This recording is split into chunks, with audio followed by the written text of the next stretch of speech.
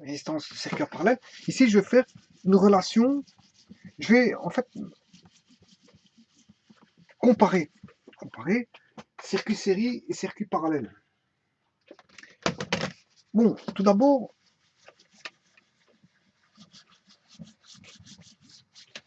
le circuit série. On sait bien que pour un circuit série, si je fais la comparaison, tout d'abord la comparaison, c'est qu'ici, circuit série, qu'est-ce qui se passe? Ben, ils ont chacun leur potentiel. Hein. Voilà, c'est un circuit série, à chacun son potentiel. Donc, si on a le point A, donc le potentiel VA, là le point B, le potentiel VB, là le point C, le potentiel VC, ici le point D, potentiel VD. Donc ici, tout ce qui est point B, c'est toute cette ligne-là, en fait, parce que c'est une équipotentielle. Tout ce qui est C, c'est tout ce qui est là. Donc en fait, ici on a un potentiel VB, là un potentiel VC, dû à une différence de potentiel, dû à la résistance. Le courant, quand il va traverser la résistance, va créer une différence de potentiel, donc fatalement, on aura un point VC, un point VD. Donc on aura un potentiel VA, VB, VC, VD. Et on voit bien que les potentiels sont différents quand je mettrai une source de tension continue. Voilà. Ça, c'est la première des choses à savoir. Alors que d'un circuit parallèle, j'ai expliqué que on a une équipotentielle reliant, deux équipotentiels reliant toutes les résistances mises en parallèle. Voilà. Si je câble, je veux dire, une source de tension ici, une force électromotrice ici, mais j'aurai un potentiel A qui est commun à tout ceci. Donc on aura VA.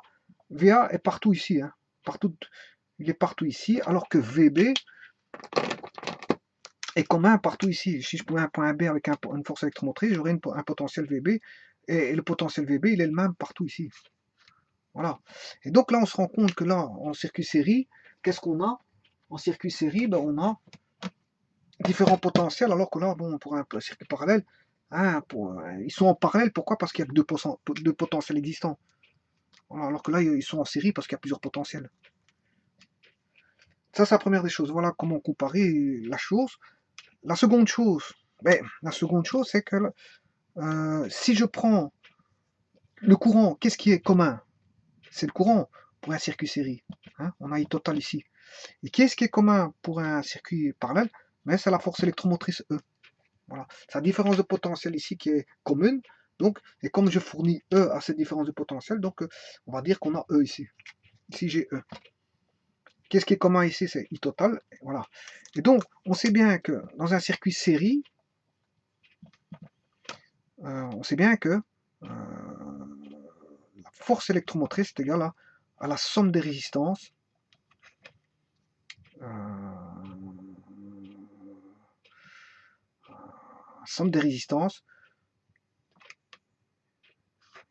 fois le courant. Bien sûr, si on a n résistances, on va de 1 à n. Voilà, les RI de 1 à n fois I. I étant le courant total. Bon, qu'est-ce qui est commun ici? C'est le courant total, en série. Voilà. Bon, mais alors, comme on fait une somme de résistance, là j'ai R1, R2, R3, ben, on sait bien que la résistance totale, la résistance équivalente ou totale, sera plus grande que la plus grande des résistances, que Rmax, fatalement, parce que je fais une somme. Je fais R1 plus R2 plus R3 plus R... Bon, fatalement, la résistance totale sera plus grande que la plus grande des résistances, parce que la plus grande des résistances, on la somme avec toutes des résistances. Donc, fatalement, je veux dire, la résistance max étant la somme, elle est plus grande que la résistance max. Ça, c'est évident. Voilà. Alors maintenant, pour un circuit parallèle, montage parallèle, qu'est-ce qui va se passer? Là, on sait bien qu'est-ce qui est constant, c'est E. C'est E qui est constant. E qui est constant, mais là, c'est E est égal à... Oui, donc ici, qu'est-ce qui est constant? C'est le courant total, mais qu'est-ce qui, je veux dire, va se départager? E va se départager en différentes tensions, je veux dire, partielles. Voilà. Ici, le courant est le même, mais c'est la tension qui va se départager en tension partielle sur chacune des différentes résistances. Ici, qu'est-ce qui est commun? C'est E, mais qu'est-ce qui va se départager? C'est le courant. Le courant va se départager, le I total fourni par la source va se départager en I1, I2, des courants partiels. Voilà. Et donc, le courant total, si on veut le courant total, hein, I total, c'est la somme des conductances fois la force électromotrice E. Voilà. Et donc, comme la somme des conductances 1 sur R total est égale, si je prends deux résistances, R1 plus R2, vous comprendrez que si je fais un calcul, un B de calcul, hein, je fais un B de calcul de deux résistances, 1/5 plus 1/2. Si je fais 1/5 plus 1/2, c'est égal à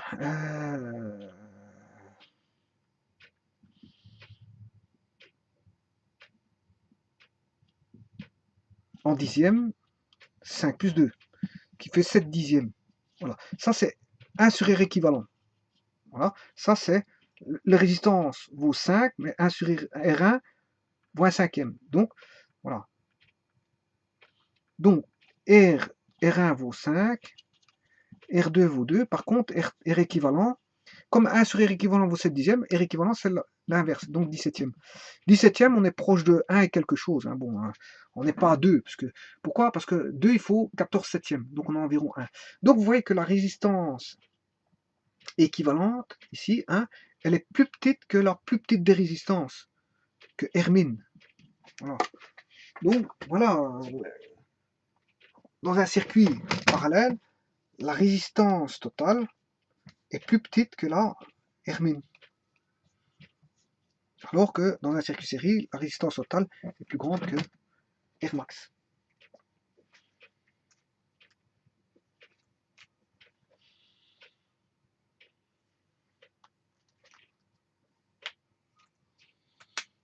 Bon, alors maintenant, si je prends un cas de figure de deux résistances,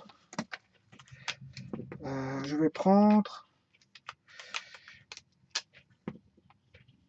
R1, R2.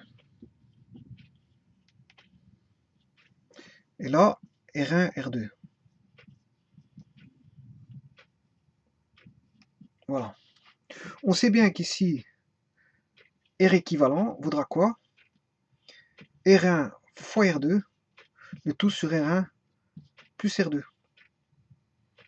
Mais dans un circuit série, pour avoir l'analogie ici, il faudra que j'écrive G équivalent est égal à G1 fois G2 sur G1 plus G2. Voilà. En effet, G équivalent, c'est 1 sur R équivalent. G1 plus G2, bon, G1 fois G2, c'est 1 sur R1 fois 1 sur R2, le tout sur 1 sur R1 plus 1 sur R2. Bon, ce qui fait R1 fois R2, le tout sur R1 plus R2. Celui-ci, je vais avoir 1 sur R1 fois R2. Hein, si je multiplie par l'inverse, 1 sur R1 fois R2 fois R1 plus R2, le tout sur R1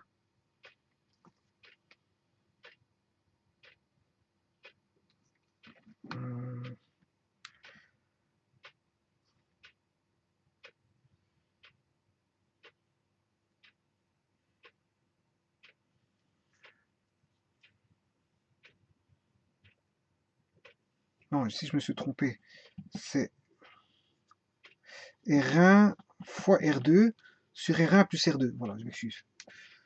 Voilà, donc ici ce sera R1 fois R2 sur R1 plus R2.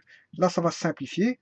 Donc, on va trouver 1 sur R équivalent est égal à 1 sur R1 plus R2.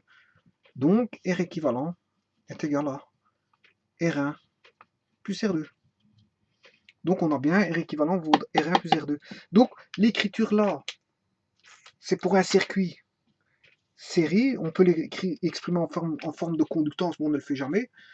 Et là, en forme de résistance, on a ceci. Mais attention que c'est valable pour deux résistances. Hein. Voilà. On a des écritures analogues. Si on fait une comparaison, on a des écritures analogues pour la résistance équivalente et la conductance équivalente dans un circuit série. Voilà. Voilà, je vous remercie beaucoup.